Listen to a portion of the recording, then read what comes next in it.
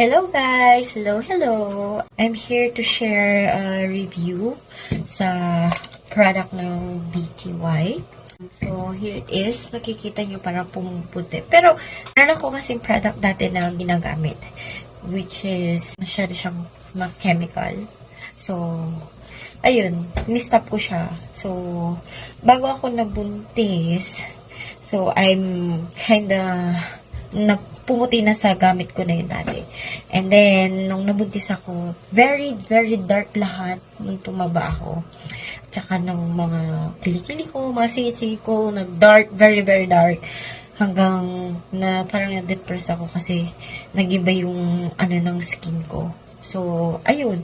Until nag-search ako to the product na ayoko nang gumamit nung masyadong ma-chemical at saka hindi kasi siya good for during pregnancy and